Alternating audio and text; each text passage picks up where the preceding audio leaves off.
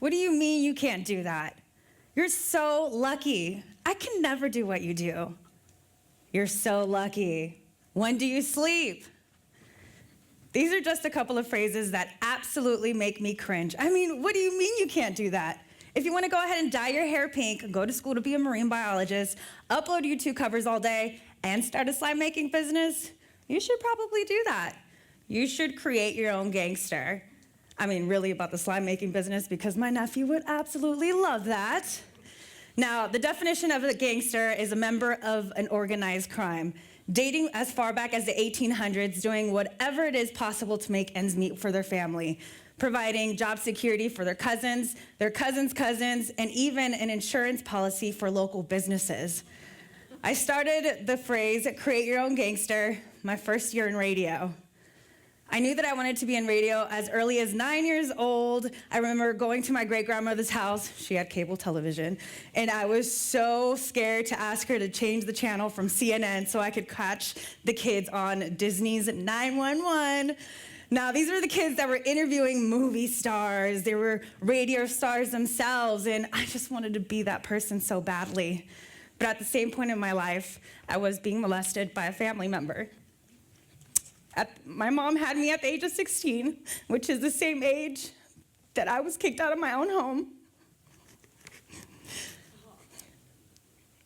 After years of domestic abuse and violence, I decided that it was time to spread my wings. And at 17 years old, I graduated from high school.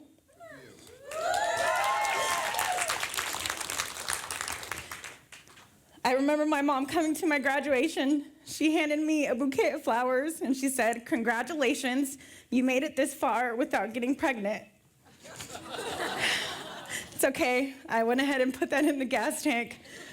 At 19 years old, of course, I still wanted to be this radio star, talk to people on the radio every day, and still interview the biggest music artists and movie artists.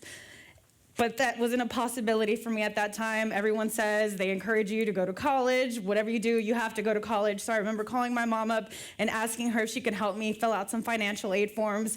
But unfortunately, she was too busy at that time. My boyfriend at the time said, "You're crazy. You're never going to be on TV. You're never going to be on the radio. Why don't you just go to school to be a cosmetologist or a medical assistant like everybody else?" That one hurt. I just put it in the gas tank. At 21 years old, I definitely forgot about him. At 21 years old, I was told about this radio internship. I was like, oh my gosh, this is my chance. I'm finally gonna be able to do this. I'm gonna be the biggest radio star.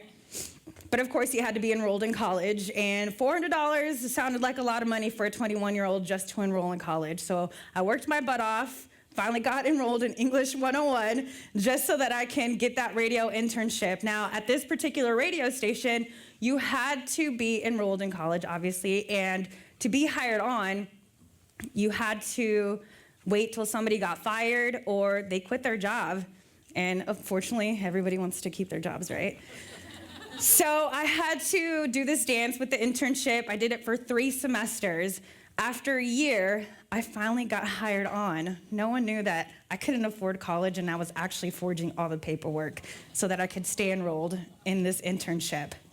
Officially, I was enrolled into this internship and got hired on to be a promotions assistant, setting up tents, setting up speakers. And I still wanted to be this radio star, be on air. My friends thought I was crazy. I'm working from little to no money. And I was delusional to think that I would ever be on the radio. That one hurt. It's okay. I just put it in the gas tank. And after 2 years of consistently checking the schedule, sending my boss air checks, telling him that I wanted to be on the radio, I officially got my first on-air gig.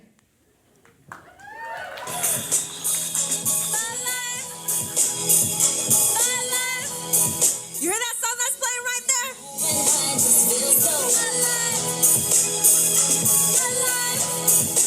That's that song? That's that.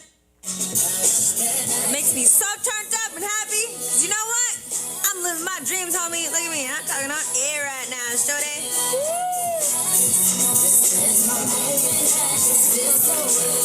Yo, go after your goals, regardless if your goal is to be the best bread maker. You better make the best right out there and be happy, all right?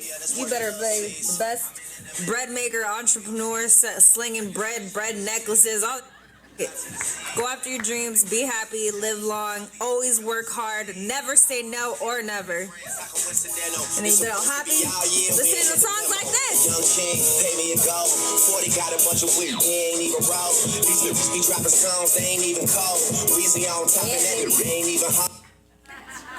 So if there's any bread makers out there, bakers, I definitely have a business plan for you if you're ready to talk after this. Now, eventually, I was also doing on-air weekends at a Spanish station in the same company, so I was scheduled at the time sometimes, running back and forth between commercial breaks, making sure I was getting to commercial breaks. But of course, social media does its job of making everything look so glamorous. I was meeting celebrities, I was going to all these shows, but no one knew that I was barely making rent, that I was without electricity sometimes 2 weeks at a time in this Arizona summer.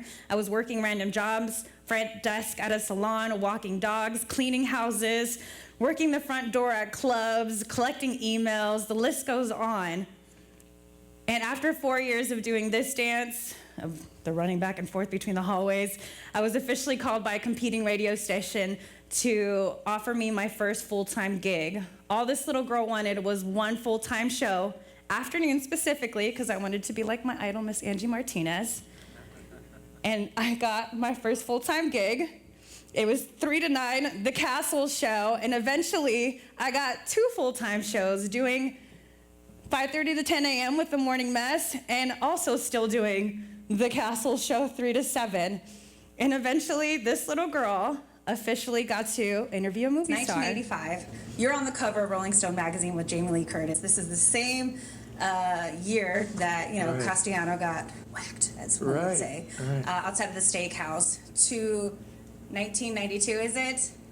What is the energy like? You're on this side of the spectrum.